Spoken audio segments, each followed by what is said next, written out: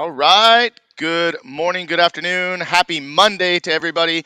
We hope that everybody had a wonderful Thanksgiving. And my name is Jason Flame, host of the Master Motivation Podcast. And today we are going to welcome our guest, Mr. Michael Bank, who recently earned his sixth degree black belt in martial arts after dedicating 29 years to his training. He is an Air Force veteran where he worked in security, law enforcement, and air security missions into Iraq. His martial arts studio has been operating successfully for 16 years in Columbia, South Carolina, and has been featured in the MA Success magazine multiple times, even making the cover once. Mr. Bank has also been a presenter at several industry events, speaking on business, financial management, as well as the instructor training and curriculum. Michael maintains a blog started by his previous wife during her battle with cancer, where they documented her journey battling stage 4 cancer and his grief process and how he moved forward after her passing. He also commonly speaks at breast cancer events, working with the caregivers, helping them prepare for their unfortunate next stages. Michael, welcome to the show. Thank you for having me. I'm excited to be here. I'm excited. It's one thing that I can say for sure about Mr. Michael Bank is this guy is friends with everybody in the industry. I mean, everybody in the industry knows Michael Bank, and Michael knows everybody out there. I know this because we've known each other for quite some time through Martial Arts Industry Association, Maya, the Maya Elite program, the Martial Arts Super Show. But you also see. I mean, you post a heck of a lot of stuff on social media about all your fun trips and visiting with people. And the first thing I asked you was, how was your Thanksgiving? And you told me, well, I got to visit with some friends, that came up. And so tell us about the Chapman. So I think that's super cool. And I think that's a very great quality about you is that you have that ability to just be friends with everybody.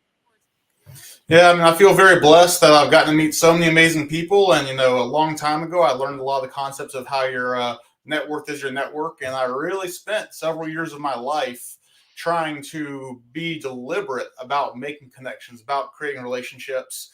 And, just the dividends that's paid off through my life and, in so many different ways has just, made my life so much more fulfilling. That's awesome. Well, I can't wait to talk more about it. We got a bunch of people jumping on and watch it right now. If you are watching, please drop us a comment. Let us know that you're watching and where you're watching from. And if you have any questions for Michael, please drop those in the comments as well. If you'd like other people to see this video, please share it, and we'll get some more viewers here today.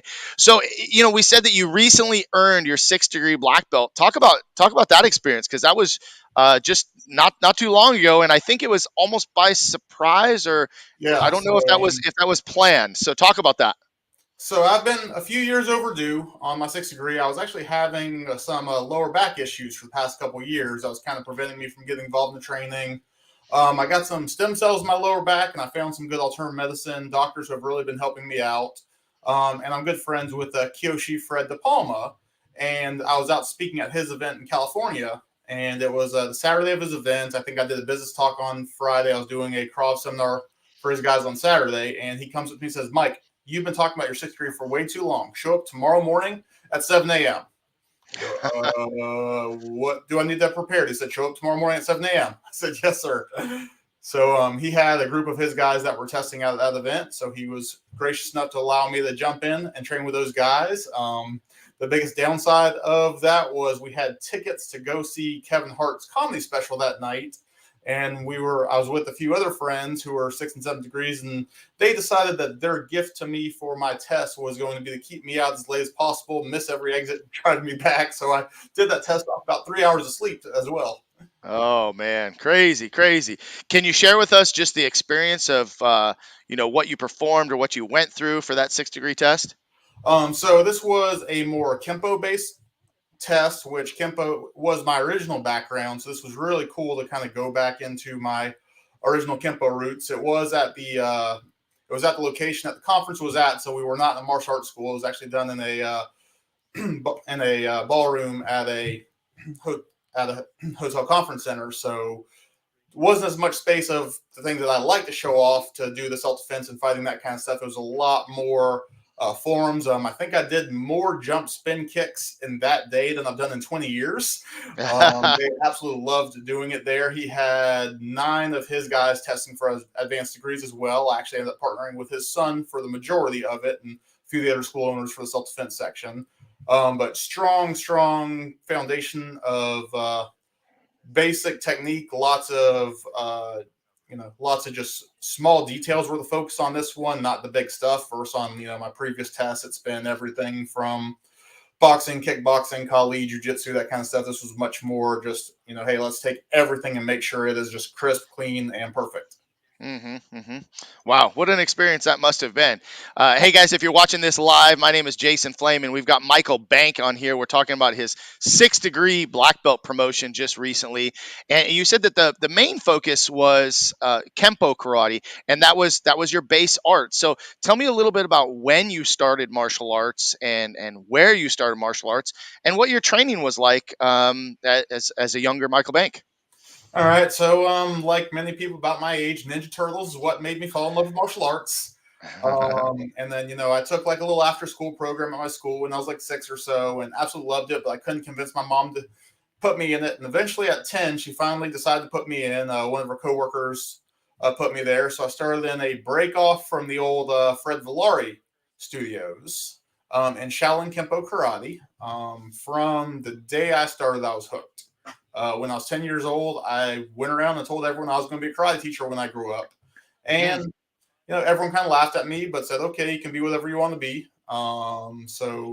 This was, in the late 80s to early 90s when martial arts was still a lot more adults and just getting into, kids were becoming commonplace, but they really were teaching the kids the exact same way as the adults. And the instructors didn't believe in promoting kids to black belt quickly at all. So it took me about 7 years to earn my black belt. So I earned my black belt at 16, a couple months before I turned 17. I competitively fought for several years coming up. And then after getting my black belt, I had one more year I trained there. I moved up to Columbia, South Carolina, where I actually started a karate club up there and started training with just anyone and everyone that I could meet. Did Olympic Taekwondo for a while, Muay Thai, got introduced to Brazilian Jiu Jitsu, Vale Tudo. And then I'd also joined the military at that point in time, which happened to be right before 9/11. wow. Later on, ended up becoming a military hand-to-hand combat instructor and certified as an expert in that. And then over the years, got hired at a couple different schools, learned, I think I've taught 6 different curriculums of martial arts, white belt through black belt.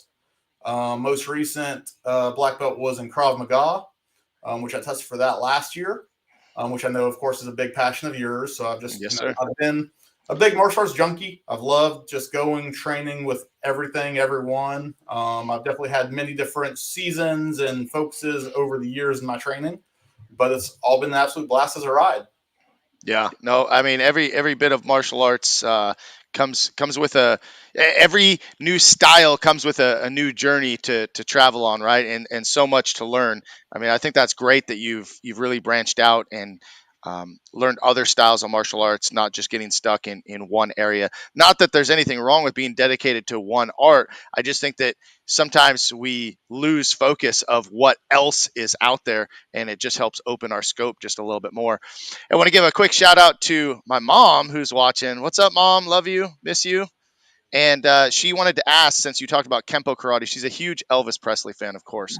And she said, "Did you ever meet Ed Parker?" Unfortunately, I did not get a chance to meet him. I know that Fred De Palma, who tested me, did get the opportunity to train directly under Parker quite a few times, and I've trained with a lot of the people under his lineage over the years. But sadly, I have not had a chance to did not get a chance to meet him before he passed.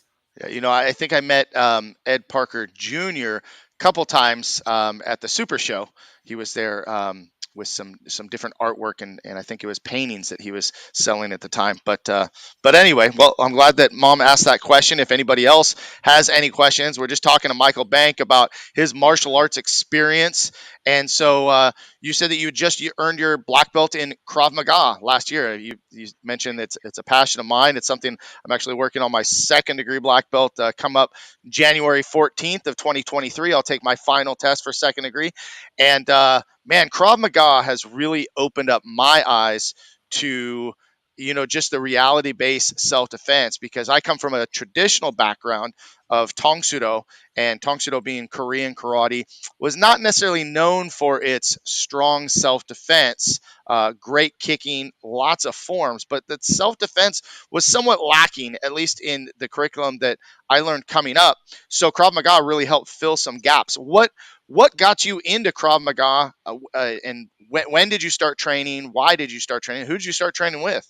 So I found Krav Maga in about 2003 when I started getting asked to teach the hand-to-hand combat classes for the military.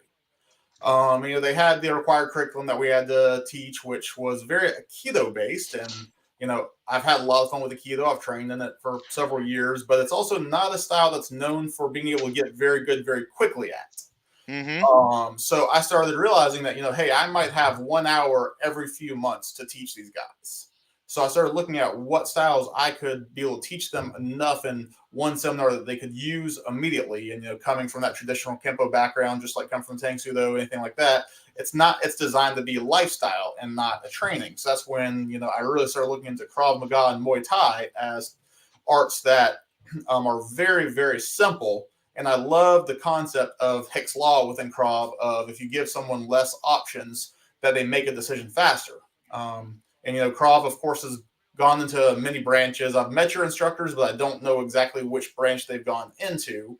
But I love the concept of how, with a curriculum that I work on, it's going to be, the front headlock technique is very similar to the front choke, which is very similar to the front bear hug. And the techniques will work whether you're static, being pushed against a wall, on the ground, in a chair. I love that concept of one solution for as many things as possible. I was originally introduced to it through Ernie Kirk, Mm-hmm. and he continues to be a good friend of mine. I've been through many of his instructor certifications over the years. I worked for a Premier school, which he had created the Croft curriculum for the Premier franchise.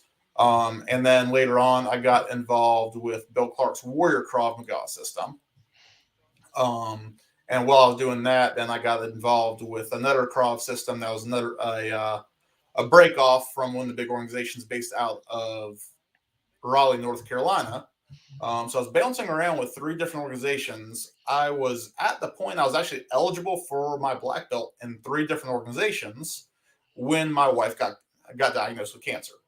And that was 2014, 2015, I think.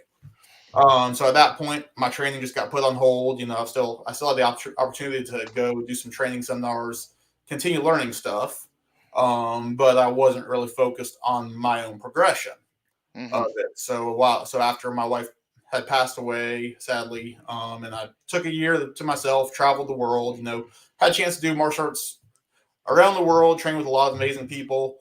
But as I got back in, we had the Krav program at my school. I had a couple instructors doing it. And then as we started getting closer to COVID and we had to downsize our staff, I ended up being the one taking over teaching that class. So, like, hey, if I'm teaching this, I need to get my black belt in it. I had other people Mm-hmm. that were willing to certify my guys through the ranks, but I didn't want to, be a hypocrite and not have done anything myself. That's a promise I've always made my students, my instructors. I'm never going to ask you to do something that I didn't do. So actually, I tested for my black belt in Krav alongside two of my senior Krav students that were doing it, and that was through one of the guys from the Warrior organization that I did that test with. That's great. That's great. I think that's a huge testament to your character and integrity too, to not ask your students to do something that you haven't done yourself, and to kind of walk that path before them, and lead the way. I think that's great. I was fortunate that when I started my Krav Maga journey, I also started with one of my students who unfortunately is no longer training, but it was a good push for me. And I know that it was a good push for him, so it was really a good fit on both sides of the coin for me and for the instructor. So I can only imagine that was just as much of a great experience for them as it was for you. Quick shout out. We got Mr. Jose Escobar, leader of Connected Leaders Academy. Check it out on Facebook, guys. I'm a part of this group and have been a part for so long now, and excited about the upcoming event in Maryland next year, 2023, in October. So you guys got to check that out. And Jose also wants to congratulate you on your engagement. Very happy for you guys, and of course, congratulations on new engagement. And we'll talk a little bit about that, and your late wife as well, with her battle. But let's stick with the martial arts for a little bit longer. You brought up. I always like to look at parallels in the interviews. You started martial arts at 10 years old. I started martial arts at 10 years old. I earned my first black belt at 17. You earned your first black belt, I think you said, at 17. Um, you started in kempo. I started a different style, but you also did other martial arts. So we've talked about kempo. We've talked about Krav Maga. You mentioned Muay Thai. You mentioned Brazilian Jiu Jitsu. Talk about the other styles of martial arts that you've trained in. So I grew up in Charleston, South Carolina, and I moved up to Columbia to go to college, and where I joined the Air National Guard right before 9/11, which of course, that 1 week of the month, 2 weeks a year wasn't quite the exact same after 9/11 happened. So I was called to active service about 4 of my 6 years. But yeah, my first year, I was up in Columbia when 2001 happened. So that's where at that point I joined an Aikido club at the University of South Carolina, and Aikido was my biggest focus for that year. But while I was up there, I was when I got introduced to some guys who I met at the gym that were doing Vale Tudo, Muay Thai, and um, and Brazilian Jiu Jitsu. So I started going in playing with them. This was in 2001, 2002 when Brazilian Jiu Jitsu was just starting to become a little bit more normalized here.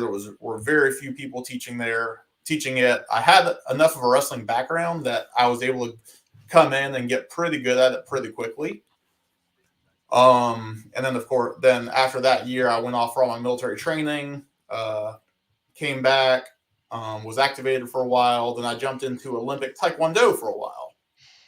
Did that, but had a falling out with the instructor when he wanted me to compete as a yellow belt in the Taekwondo tournaments when I'd been in martial arts for over 10 years at that point in time, and I didn't feel that was right. So I promptly left that school, and not too long later got hired by a local school in town that was teaching the old United Professionals Universals curriculum. So I learned that curriculum all the way right through black belt. Was teaching that. That was a massive sport karate school. They had a lot of competitive fighters, so I was doing a lot of training with some of the best fighters in the southeast at that point in time. Then they ended up joining that same school, joined the Premier franchise. So I ended up going and learning the Premier franchise, and that's where I got a little bit more introduction into some of the Kali, and that's where I'd met Ernie Kirk a few times through some of the UP conventions, but then learned a lot more on the Krav curriculum with that. Jeff Jamo was teaching the kickboxing curriculum for there, so started learning a lot more on that side of things. Mm-hmm. And then after I opened up my own school, I continued off and got in, focused on more of the American styles, but wanted to mix in some of the traditional concepts that I saw lacking from some of those schools, as well as then more of the realistic self-defense. And then my school became the big uh, competition fighting hub of the Southeast. Mm-hmm. So we ended up having 20, 30, 40 fighters from all around the Southeast training at my school every weekend. Had an absolute blast doing that, but as anyone who has a competition in school knows, that brings drama over time, and over time we decided to part ways with the drama and let other people take over that while I focus on truly growing the business. Mm-hmm. Well, I want to talk about that in just a second. You brought up wrestling. You had a wrestling background. Did you wrestle in high school, in college? Did you wrestle growing up? So I got involved in wrestling in high school. I was in the Boy Scouts, and a couple of members of my scout troop were wrestlers, so they started showing me some basics. And me with no training, they realized I was incredibly hard to pin. So like, hey, if you don't know anything, you're hard to pin. You're going to get pretty good. So I wrestled all 4 years in high school. Ended up being the captain of my team. There's usually karate tournaments the same weekends as the lower state finals. So I'm like, do I want to wrestle for lower state finals or go fight for Southeastern champion in karate? I usually went for the karate way, where I knew I was most likely going to win. Um, they were trying to get some wrestling clubs started at Carolina when I was there, but they just didn't happen. So so that's when training with the jiu-jitsu guys allowed me to kind of keep that skill level up. But that was the end of my competitive wrestling, was after I graduated high school. Okay. All right. Cool. Well, I had to ask because my son, who's 17 in his senior year of high school, he is been high school wrestling since he was a freshman. He had a couple injuries that sidelined him a bit, and of course, COVID took away some competition time. But what weight class did you wrestle as a freshman all the way through? Do you remember? So freshman year, of course, my first year wasn't that great. I had to take the only weight class that was open, which was 125. So I had to Mhm. drop a bunch of weight for that. Then my sophomore year, I wrestled 145 and 152. My junior year, I wrestled 152 and 160. And my senior year, although I weighed less than 171, I wrestled 171 and 189 and 215 because we had three 171s, no 189s, no 215s. Hmm. So we kind of chose who would go bounce to where based on what the team needed and who was likely who would get the buys, who was the most likely to win at any level. Mhm. So it was always fun when everyone else is trying to lose weight and I'm eating, foot long subs. The competition's trying to be above 173 to be classified as a 189 to go wrestle at Yeah. 250. If there's one thing that I look back at in high school, well, there's two things. If I wish I would have played football, and I wish I would have wrestled. I started both, and dang it, I quit both. I've always said that I chose martial arts over those, and that's how it worked out. That's how it ended up. But man, if I could go back to high school, I would have loved to play football, which my mom didn't even want me to play. My mom wouldn't even sign off for me. But wrestling, I would have loved wrestling. I actually taught the wrestling coach at the high school I was at the time. I was teaching his daughter martial arts at my martial arts school. But man, I love wrestling. I think that wrestling is one of the greatest sports out there that any young person could do, male or female. I encourage so many of my students and black belts that's one sport that they should absolutely, if anything else in high school, they should do it because the work ethic of a wrestler, I mean, is really second to none. I mean, even the football players are dying in the wrestling room. I absolutely love it. Do you remember some pretty hardcore workouts? Oh yeah, they were in. It was wrestling practice was 2 or 3 hours a day, and it never stopped. When you've got someone trying to pin you down, like my freshman year when I was 215, I was usually wrestling people a lot bigger than me, and they were better than me. So I spent a lot of time learning how to fight my way off the bottom. And yeah, just everything was constantly sore, everything hurt. But I mean, some of those guys that were on the team with me are still some of my closest friends nowadays. Yeah, and that's what's awesome. Just about any team sports, especially in high school, you build that bond and that camaraderie, and we build the same thing in our karate schools. I mean, with our black belt teams or our demo teams or leadership teams. I mean, those are the people that really kind of hold you accountable and keep you training longer, and they become some of the best friends in your life. So I think that's awesome. Hey guys, it's again Jason Flame on the Master Motivation Podcast with Michael Bank. We've been talking about his martial arts experience. We just got done talking about high school wrestling. You mentioned earlier, you said you're a martial arts junkie, and you've trained in a lot of different styles. But I also know it to be true that you became a I guess we use the same word, a junkie for the martial arts business, because when you opened up your martial arts school, I'm assuming that maybe you didn't have all the skills and tools that you wanted to have to be a good business owner. So you sought after some coaches, and so you got involved with going to the martial arts super show. You became part of Maya Elite. You mentioned a lot of groups even prior to that, UP Premier. You've been in the industry for a bit, but talk about your education as a martial arts business owner. So, in college, I went to a business school. I did a dual emphasis in human resource management and entrepreneurship. I also minored in coaching physical education and got an associate's in criminal justice through the Air Force. So I had a lot of education that I found to be pretty worthless at that level. There's a lot more theory and a lot less practicality.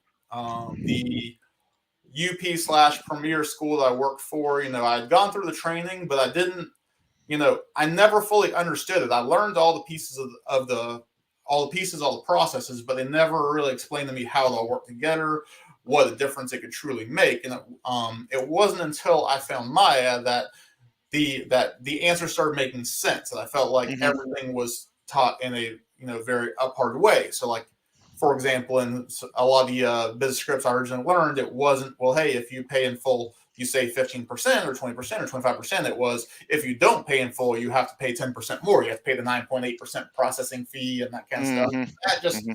always rubbed me the wrong way. And it kind of turned me away from the consulting groups when I first got in business, was that being my experience previously in Hmm. it.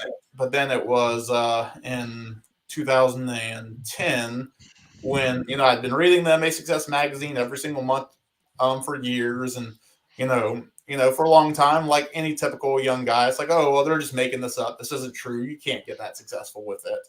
Hmm. But then I was getting ready to get married for the first time. And I said, hey, I need a better life for myself. I was working 60, 70 hours a week. I hadn't really hired staff yet. I was teaching 44 classes a week, plus every birthday party, movie night, that kind of stuff, and realized there had to be a better way. My big aha moment was actually talking to my original instructor. I took him out to lunch, and I had 2 pages of questions for him.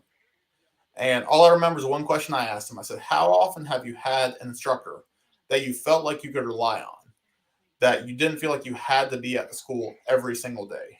And he looked up at me and said, Mike, I hadn't had a 2 week vacation in over 20 years. And that was my aha moment, that I had to find a better way. Hmm. So I reached out to Maya because I'd been reading the MA Success magazine for years and years, and got put on a call with Adam Parman.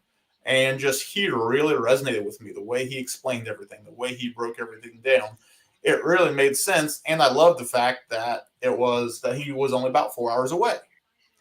So after the free 20-minute call, which ended up going about an hour, I kind of said, hey, this sounds wonderful. I would like to meet you because I don't like working with anyone that I haven't met in person. He said, Hmm. absolutely.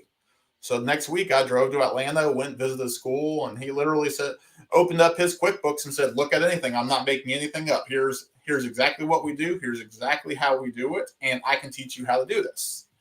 And I was completely baffled.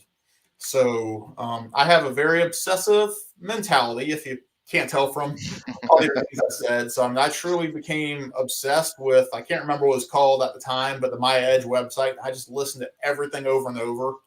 Going to the elite conferences, I recorded every single thing. And when I was on trips, I just listened to the seminars over and over again, and absolutely watched my business explode over the next few years. I'm going from my first 3 years where I struggled to even make ends meet, to having the ability to hire instructors, to start traveling, to paid off my first house when I was like 29 years old. I think paid off my second house when I was 33, 34 years old. um Thanks to that. So so the Maya group was definitely the original group. I really liked the one-on-one calls with Adam, because he really broke things down in the way that I needed to. In your seminars, I remember at that point in time, you were the big social media guy. So I remember you showing us the tricks, and I'd spend hours and hours after every single one of your seminars doing every single detail you talked about in that. Hmm. Metzger always just gave me the firm boot up my butt for the things that I was fighting doing. Um, but I knew that it was done out of date. All they wanted was me to be the best I could be, and never wanted anything more about it. And then later on, got involved with the wealth building side of things with Mr. Silverman, and really opened up my eyes, and you know was able to make a decision of what parts of that really made a difference in my life, um, and what avenues I want to follow for wealth building. Hmm. Yeah, absolutely. Yeah, huge shout out to the Maya Group. As you mentioned, I was a consultant with Maya for a number of years, almost 10 years actually, and I can't even begin to tell you, what a life changer, a game changer, right? Joining Maya was for me in the early years of even after I had been in business for over 10 years. Just the change that we made in our school that completely not only changed my school and changed how we did business, it just changed my life with a lot of opportunities they've given me. So yeah, Mr. Metzger, Frank Silverman, Robbie Beard, Adam Parman, all those guys. Now you got Chris Rodriguez, and you got Shane Tassel, and the whole crew down there. I mean, Josh Arsamont just came on as one of the newest consultants for Maya. So an amazing team that really, as it changed your life, it changed mine as well. It's funny that when you were talking about, I stand corrected, because you went to school for business. And so one of the things that uh, you said was everything that you learned, quote, was worthless in a sense, right? And it just makes me, if you guys have seen the movie Back to School with Rodney Dangerfield, just the scene when he's in the classroom and they're talking about, the instructor, the teacher is talking about all these business, and he's just spouting off all, what about this and what about that, and he's a guy from the real world, and you got this teacher teaching theory. And sometimes that's what we get in the martial arts industry, and what we might get from coaches is we get a lot of theory, but maybe not necessarily seeing the action. And again, as you stated, like Maya, every one of the guys, every one of them will open up books. Every one of them will show you their school and show you that they're actually doing it, not just preaching and teaching theory. So I think that that's really amazing. Now, a lot of school owners go to these seminars, or they get a coach, and they're what we call an information collector, but they don't actually take any action. Um, what advice for them do you have, and what made you take such drastic action? So yeah, I've definitely seen a lot of that stuff. I mean, I am an information collector too. I've got notebooks and notebooks filled with notes. Hmm. And every time I go to a conference, I realize how many pieces of pie I'm still not doing properly. But the kicker, what I found that worked really well for me was after every event, I'd sit down for an hour or two, look over the notes, and make my top 10 to do list to focus on Hmm. when I got back. And then also, when I joined Maya, and at that point in time in business, it was very painful to pay that $1,000 a month for the coaching. So hey, I decided I'm going to go all out on this and give it a true shot, because I still wasn't 100% convinced it was going to work, but I wanted to say that hey, if it doesn't work, it's going to be my fault, not their fault. Hmm. So I mean, I became truly focused on the business aspect of it, and going from even with a business degree, I still felt like a white belt in business, getting my black belt and understanding business and how the business relates to the mat and the floor and that kind of stuff. But it allowed me to make a bigger impact. There, of course, for so many of us that have been teaching our whole lives, we have such that close community with all our students, people that we know so well, but we can only handle so much on our own. So I realized that I was able to make a much, much bigger impact as I started training other people to do the same thing that I did, and be able to really make my mark on my community, to where my school's name is something that pretty much everyone knows in the area. Hmm. Yeah, I couldn't agree with you more on that, as far as building a team and the importance of allowing other people. Because here's the thing: is you mentioned it before, that you have an obsessive personality. As I think many of us martial artists have that A type personality, where we like we like the control, we like to teach all the classes, we like to do all the stuff because we like it our way. But to allow someone else to learn, and someone else to grow, and someone else to have that opportunity, when it goes from me to we, things really start to change. And I've seen that in my school, and you're talking about how that's been a big game changer for you and your school as well. What did you do, and how did you do it, creating your team in your school? So, I realized at that point in time, I knew how to teach martial arts. I knew how to train martial artists and black belts. So I focused first on training an instructor to take me off the floor. So that was my huge initial focus, which I had someone who taught with me for years when I worked for my previous school, who wanted to come on board with me. Hmm. So I brought him on and really focused on getting him to the point where I felt comfortable letting him run the floor. It amazed me at how quickly that happened. So then I put my entire focus on the business once I felt the floor was in good hands. And from the business, I could still watch the floor. I could still shift on and off if I wanted to do stuff and help out where I wanted to do. But I realized that I had to focus on my weaknesses. But ever since that day, I've realized that I'm very good at finding and training instructors. Being in the martial arts group, I always hear and talk to people who complain they can't find anyone that wants to teach, which means that you haven't been a good example for them. You haven't shown them that this is a career. So I spent a lot of time trying to look at, think about it from someone who was an employee at a martial arts school that never had any opportunities to grow, to look at what things do I wish that the guy I was working for would have allowed me to do. Hmm. what would it have taken for me to have stayed with him for many, many years versus me opening up my own school? So I really focused on, making it into a quote real business and not just a hobby, and giving them the opportunities while it was my big focus to be able to make sure that the school could bring in the income to be able to make the promises that I made to these guys. I had a massive awakening a couple years into it when I unfortunately had to fire an instructor that lost his temper in the class. And I was tossing and turning at 2 a.m. trying to think of what am I going to do. I don't know. He runs all these programs for me now. How am I going to get all the stuff covered? And I got up at 2 a.m., went to my desk, and literally wrote down a list of every single person who I could think of that might be able to teach martial arts. And what blew my mind was about half the people on the list weren't even martial artists.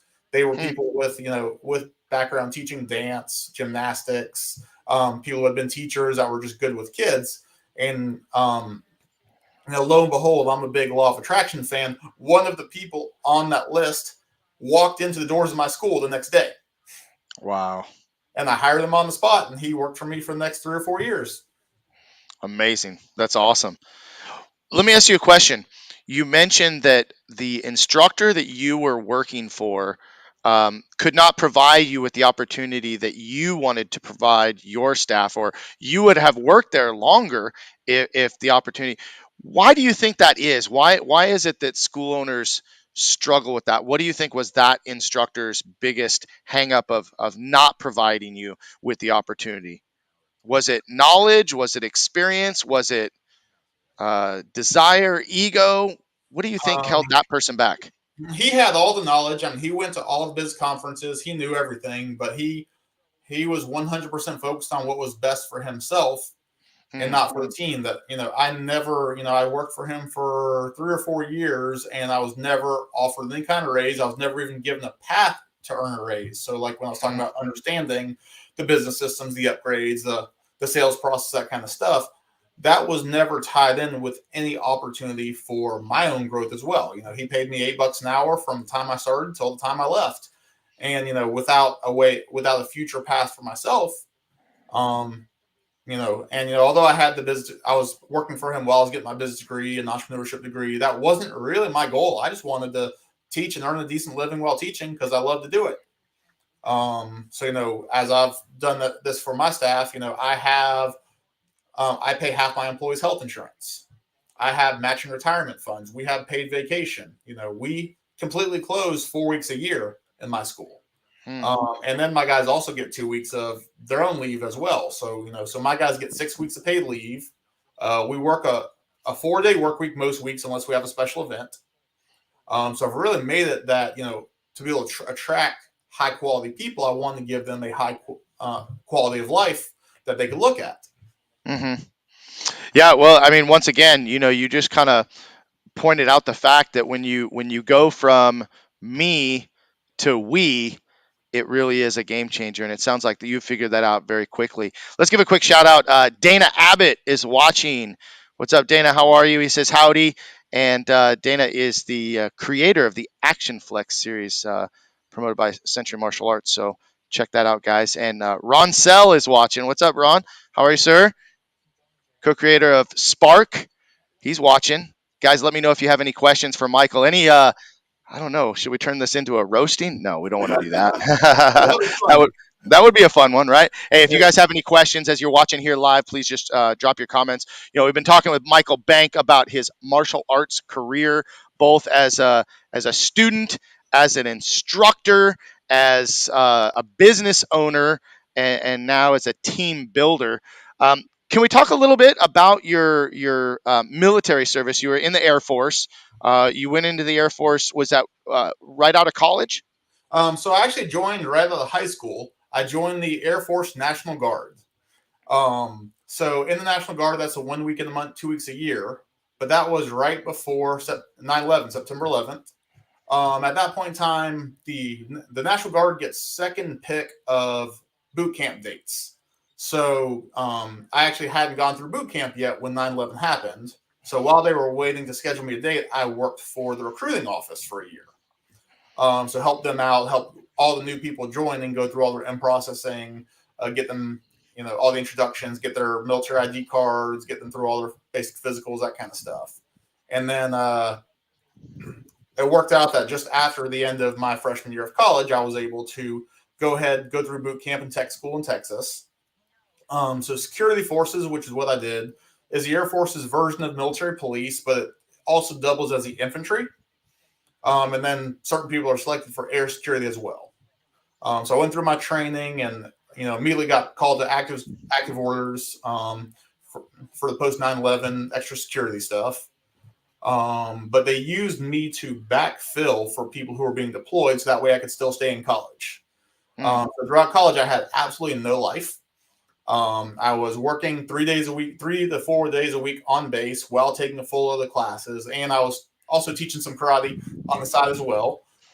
So I had an incredibly busy schedule. And then I knew as soon as I graduated that I was going to be on the next deployment. So I didn't even really start job searching as I got close to graduation because I knew I was going to get called to active orders. So 3 days after I graduated, I went active duty status. Spent 6 months over in Kuwait on a couple different missions. My first one I was working on at the Kuwait City International Airport, which is a big logistics hub for the military, and I was helping to run the security on that side of things. And then got switched over to Ali Al Salim Air Base, which is the hub that actually takes everything in and out of the entire war. While I was there, I saw there was a self-defense class, so actually I went in there and within a couple weeks was asked to take that class over. So I was teaching that to everyone. And then they needed 12 people in a position called a Raven, where Ravens are assigned to a plane, and anywhere that plane goes, they go as the security expert. Well, they needed 12, they had 3. And on the plane, you're not really supposed to shoot, things like that, because that causes big issues in the air. So they were looking for experts in close quarter combat. So guess who got picked up? So I ended up, while I was out there, I ran more missions than anyone else while I was out there in the time. I've got some of my military challenge coins you can kind of see behind my head over here, to where, I actually got several of them from that deployment. I was Airman of the Year of my base. I was NCO of the quarter for the entire war while I was out there. And that's also where I made the decision that I didn't want to do this again and started trying to figure out what I wanted to be when I grew up. Wow.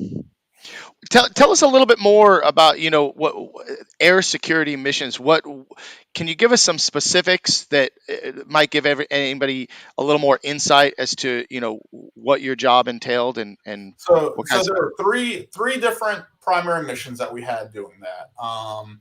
There was if we were landing in an unsecure airfield. So if we were landing somewhere that did not have Allied Forces security to run the security, I would be the first person off the plane, last person on the plane. And if something happened, the plane was going to leave me. So yeah, those were definitely the scariest missions. Then we had prisoner transports. So if we're moving prisoners from one place to another, that we would work in conjunction with the military, with the Army. So the Army would be the ones with the hands-on dragging the prisoners in and out and basically strapping them down the plane. But we would be overseeing, so we would be focused on make sure the plane was safe while they focused on the prisoners. And then if we had foreign national transports, if we're transporting people that may have been friendlies, but we still just kind of had to keep an eye on them, make sure that, if there was make sure they stayed away from the cockpit, places with any classified data. So I'd just be kind of keeping an eye on those. I mean, I did everything from escorting Iraqi police cadets back from training, to the prisoners who were bags over their heads and strapped down to there, to working with Iraqi nationals who were out there to do good for the country, but they were just flying in and out of places and were catching a ride with the military, to picking up foreign forces and moving them from one location to another. So every day was different. Now, what made you choose the Air Force? So I actually was trying to join the Army first, and they annoyed me. I went to so in my high school they made us take the ASVAB. Originally, I wasn't even thinking about joining the military, but I took the ASVAB and scored very high on it. And then I got a letter in the mail from the Army talking about the college benefits, that kind of stuff. Which I had an academic scholarship to college already, but I realized, well, hey, if I had the academic scholarship plus got all these things, because these were all on top of that, that I would actually make really good money working 2 days a month. And this was pre Hmm. 9/11. So at that point in time, everything was kind of chill. So I went and talked with the Army recruiter. And, when I went there, he goes, "Wow, you have some of the highest ASVAB scores I've ever seen. How about infantry?" I was like, "Wait a second." And literally everything they kept doing was pushing me towards infantry. One of my mom's coworkers, who was former Air Force, told her, "Don't you dare let Michael do join the Army without at least looking at the Air Force." So I reached out to the Air National Guard base up in Columbia because I wanted to be either in Charleston or Columbia. Charleston, where I grew up, Columbia, where I was going to college. Uh, Hmm. and the Army kept kind of being like, "Well, I know you want me in this place, but we have this over in Newberry. We have this in all these crazy places," and not giving me any options where I want to be. First, Hmm. the Air Force said, "Hey, our base is 15 minutes outside of Columbia. It was, I think, exactly 15 miles from the college to that base." Um, they looked at my ASVAB scores and just said, "Hey, you qualify for any job on base that you want right now. How about let's send you for your physical? Let's see if we can narrow it down." And so I went and did the physicals, and then they said they just put a list of every single job description in front of me, and said, "Hey, take a couple days, look through this, and then I'll take you to visit the people who are in these jobs to see what you're interested in doing." Hmm. So I like the process that they actually let me have some control of my destiny. That they took the time, they let me make choices. They weren't pushing me towards anything. And when I checked out a lot of different things, and the security just kind of felt like it made sense for me being a black belt. I'm also an Eagle Scout as well, so just I felt like the life experiences that I had led me to the security forces just made the most sense. Well, that's I first. I just want to, I have a deep appreciation and a deep respect for anybody that's ever served in the military in any branch in any way. I just think that that is a huge sacrifice that you've made, just of yourself and your time, to put yourself out there for our country. So I appreciate you and thank you for that on behalf. I hope I can say for everybody here watching, again, thank you for your service. Thank you very much. Well, now I want to talk about this, and this may take a bit, but this is a story that does not have a happy ending. You met a woman, and you were married, and then you found out that she had stage 4 cancer. Can you walk us through some of that and just your experience, and now you currently still manage the blog. Can you go with that? Yeah, absolutely. So, it took me a long time to be at the point where I could openly talk about everything, and there's a lot of trauma within loss, and I still, even more than 4 years later, still have my fair share of struggles, but I'm at the point that I can talk about it a whole lot, and and try and make some good out of the experiences I had. So, I had been married once before, went through a divorce, had a very rough time coming out of that, but then met the person that made me happier than I've ever been in my life. She had cancer once before and had beaten it, and she just had this amazing zest for life. And we just literally constantly had fun, did bucket list adventures, and we just became such good people around each other that we had the best time in life. After a couple of years, we got engaged, and about 2 months after we got engaged, she had an appointment. She had been having some back pain, but we thought just some discs were out or something, and found out that her cancer was back. And that her first question when she found that out to me, she looked up at me in tears and asked, "Are we still going to get married?" She had her boyfriend that she had her previous go around immediately left her when he found out she had cancer, and she had a massive fear of that, and I told her absolutely. So we went through all the treatments and that kind of stuff, and we continued planning our wedding. We had already set the date. All the doctors told us to move our wedding date forwards. That she might not be alive for that date, that she might be on oxygen or in a wheelchair or anything like that. But I wanted her to have something to look forward to. And as she was going through this, she started a blog called Polka Dot Queen. She always wore polka dots, so that kind of became her thing. And very quickly, several thousand people were following our journey, and literally getting messages and calls from people all around the country every day. And over the time that we had, we still continued. Any days she felt well, we'd go travel, we'd do cool stuff. We went on hot air balloon rides, we went parasailing, we'd, just anything and everything we could do to enjoy life we did. And, her zest for life was absolutely incredible. Of course, sadly, all good things had to come to an end. When you're dealing with stage 4 cancer, that is a terminal diagnosis. We thought we had more time than we did.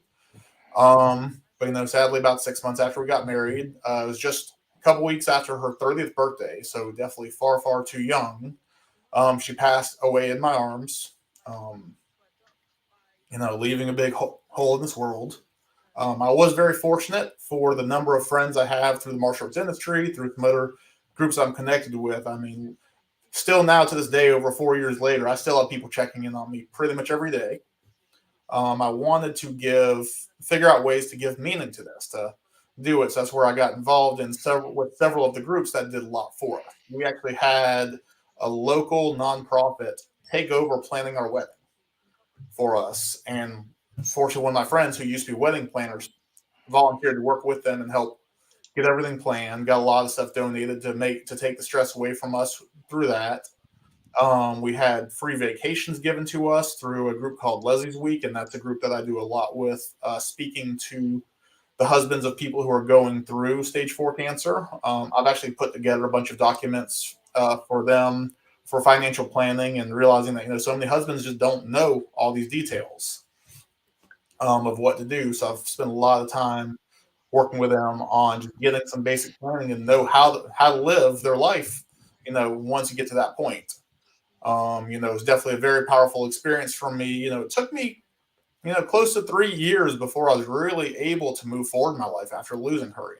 I mean, it tore me up for a long time. I was fortunate I was able to take some time away from the business, which is, some of what I talk about at business seminars is you want to get to the point where you have some financial independence where you can step away for a while. I knew after she passed, I couldn't focus for 5 minutes. I had a hot temper, so I knew the worst possible place for me to be at that point in my life was on the floor teaching 4 year olds argue with me with for everything.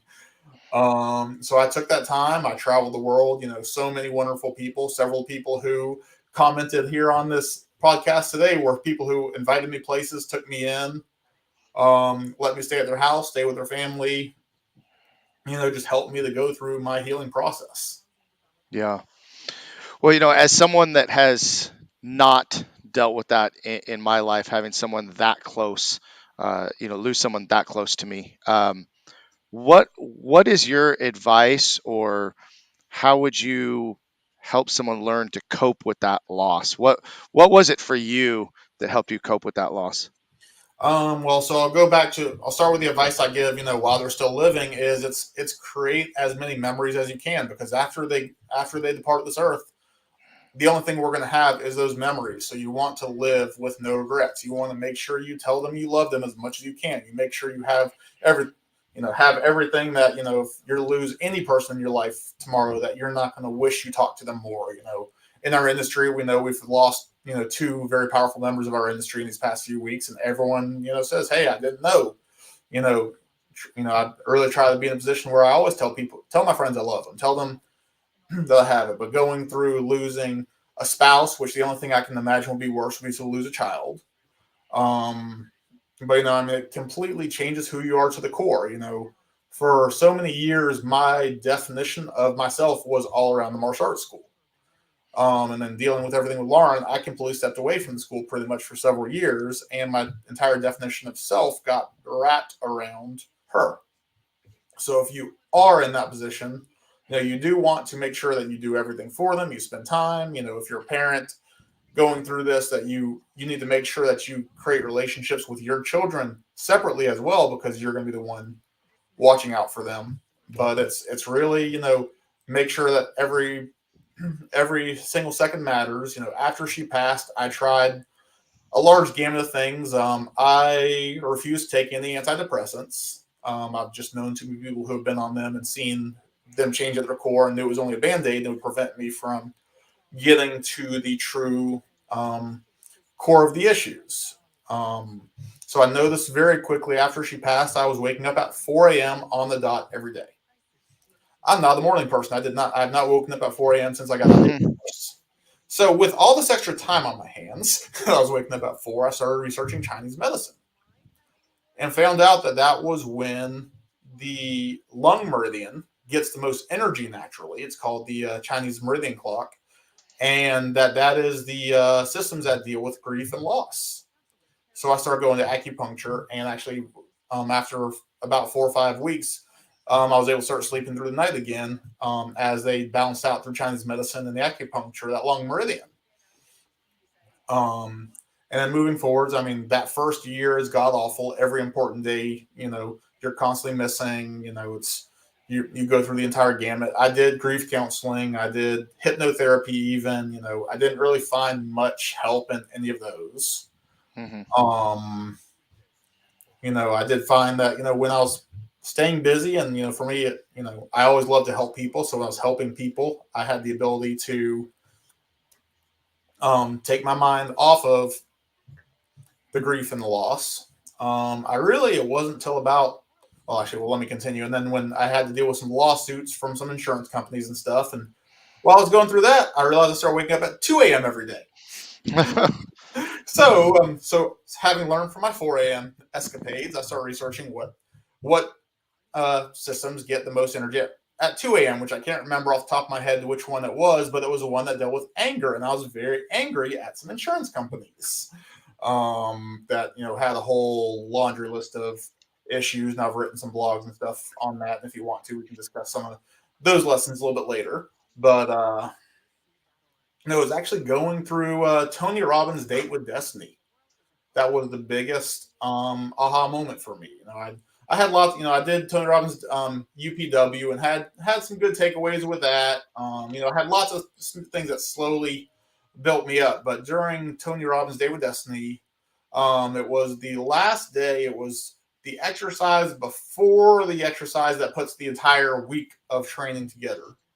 And they were talking about looking back to an old memory and looking at it from different points of view. So, as we talked about me having an obsessive mindset, I watched in my brain her pass away thousands and thousands of times, and it was, complete torture. But during this exercise, they said to try watching that memory from their point of view, from a Mm. fly in the wall's point of view. And that's the first time that I allowed myself to realize that I did give her the best possible life I could. That I was able to, couldn't have no one could have asked for a better way to exit than what I was able to give her. Well, I appreciate you being vulnerable and allowing yourself to talk about this and share this with everybody here. I think that you know anybody that has gone through this or will go through this that watches this will find a little bit of comfort or a little bit of reassurance just from hearing it from your voice. Um, I want to transition from a sad ending to a story to now the new phase of your life. You've gone through a divorce, you've gone through losing a wife, and now you've just recently been engaged. So we've got some happy times ahead. Talk about your engagement and looking forward to your future. All right, so now, yeah, get to go to the fun stuff. So I met Kat back, I think, at the Super Show actually in 2014, and we became, a while later we became friends. We've been friends for many years. She actually worked with me as a business consultant in my school for a few months back in 2015, and actually helped me relay out the entire setup of my school, redesigned a lot of systems at that point in time. And then, she went off to do other things, and I went off to do other things, but we always stayed in touch, stayed friends. She was, she knew Lauren. She was at her wedding. She was at Lauren's funeral. So she knew everything I went through.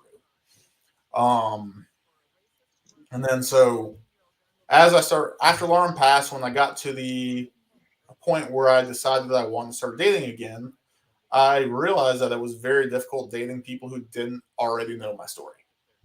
So when I was going out dating, and then pretty much whenever I'd tell someone I was a widower, that literally that pretty much destroyed the next week of conversations. With it, people have that. Well, do I want to be compared to them? That kind of things. But Kat hadn't been a friend for a long time. Saw how much better of a person I became because of Lauren.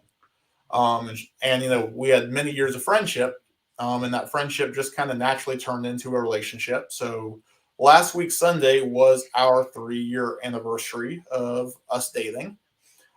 So we decided to go ring shopping that day. I told her we weren't going to get anything that day, and I really wasn't planning on getting anything that day. But that, thank you, Ron.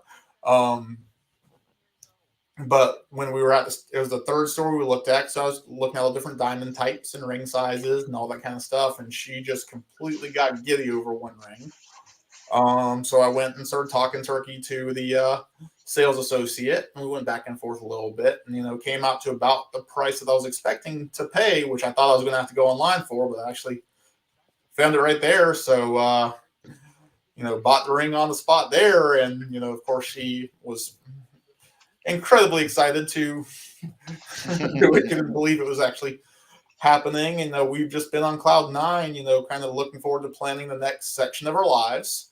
We're actually going through Tony Robbins' Date with Destiny again, starting next week on Friday with some friends. So we're really looking forward to doing this as a couple. We're really working on planning out what the rest of our lives are going to look like. And we have a trip planned to St. Martin later on in December. So we're looking forward to our first big adventure as a engaged couple.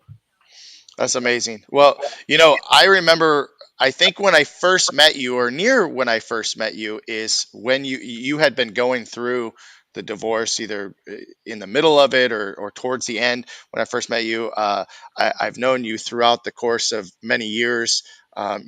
Keeping up, of course, online and meeting up at the Super Show and all the my events.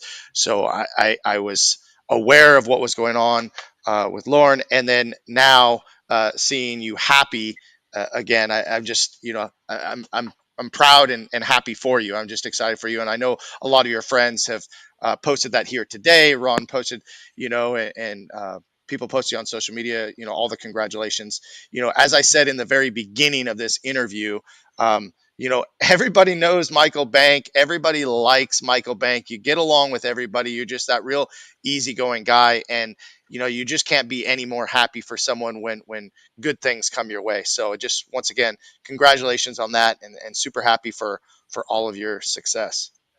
All right, thank you so much. Yeah, I mean, we have one life. If going through all the negative stuff that I've been through could teach me anything, it's you have to enjoy all the highs. You can't throughout life you can't have the highest of highs if you don't go through the lowest of lows. It's the yin and yang of life, which Hmm. is what life is. And at the end of the day, what more can you want other than to try and be happy and healthy? 100%, 100%. I think, especially over the last couple of years, people going through COVID and all of that, people have been a lot more health conscious than ever, and taking care of their health and taking care of their bodies. And as we continue to get more mature, I don't want to say older, but that becomes more and more important. But listen, want to thank you for your time here on the show. And Kyoshi De Palma just popped on, said looking good. Yes, Good to sir. see you, sir. Thanks for watching, guys. But yeah, I'll be back on again on Wednesday, and then again on Monday. I love doing these interviews. I love the opportunity, just talking with you a little bit more in detail. This is just one of those times where I learned a lot about you, and it just makes me happy to know you and happy to have you on the show. So I appreciate your time and sharing with us today.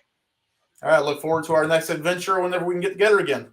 Oh yeah, oh yeah. Well, I'm sure the Super Show again will be the next time, and we've been known to have a good time at the Super Show, haven't we? Oh, absolutely.